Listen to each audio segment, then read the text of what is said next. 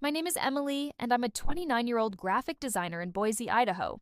Growing up on our family's farm in Missoula, Montana, I was the odd one out. Quiet, artsy, and more interested in sketching landscapes than tending crops.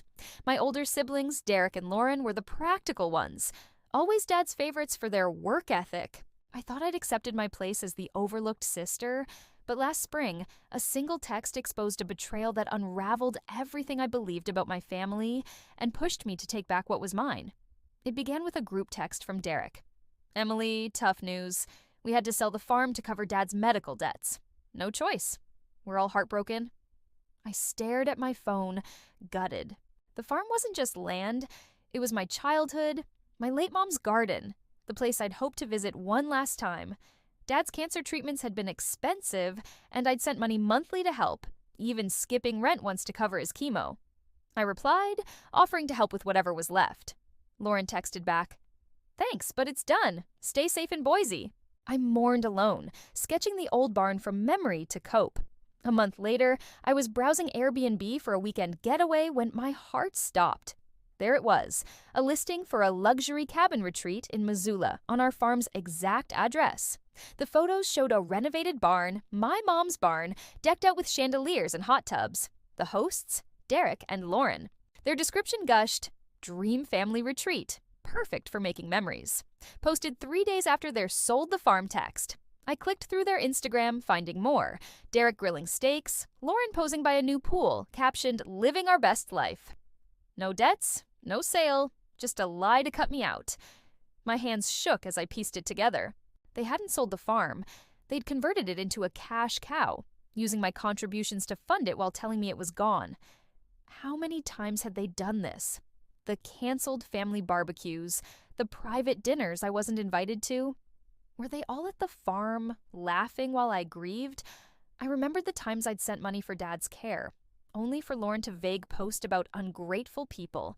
I'd spent years trying to prove I belonged, designing free logos for Derek's side hustles, wiring cash when Lauren forgot her share of Dad's bills. Yet I was the outsider. The next week, an email from Derek arrived, casual as ever. "Hey, Em, hope you're good. We're planning a small memorial for Mom at the old farm site. You in?" The audacity made my blood boil. I replied, "Funny, I thought the farm was sold. Saw your Airbnb listing. Care to explain?" Silence. Then Lauren called, her voice syrupy.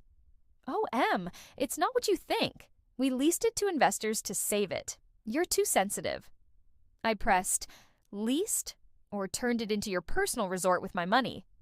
She hung up, but the lie was exposed. I dug deeper. Dad had always said the farm was to be split equally among us three.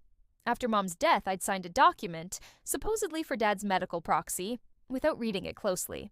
Big mistake. I contacted a friend, Tom, a real estate lawyer in Missoula. Over lunch, he looked grim. "Emily, they used your signature to transfer your share of the farm to their names.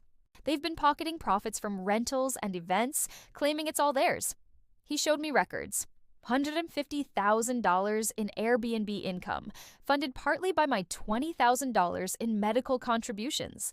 They'd forged documents, misusing my trust to steal my inheritance.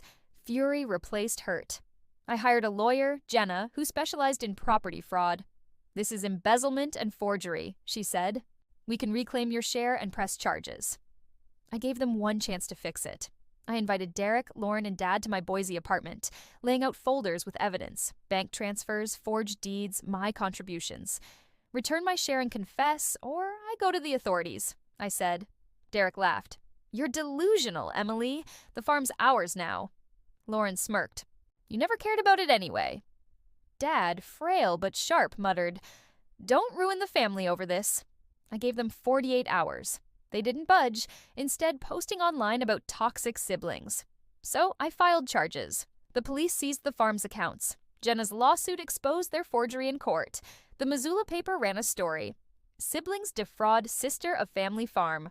Their dream retreat was shut down, the barn repossessed as evidence. A year later, I'm in a new studio in Portland, Oregon, sketching again. The court restored my third of the farm, now leased to a local co-op, with profits funding my art. Derek and Lauren took plea deals, repaying some funds. Dad apologized, but I keep my distance.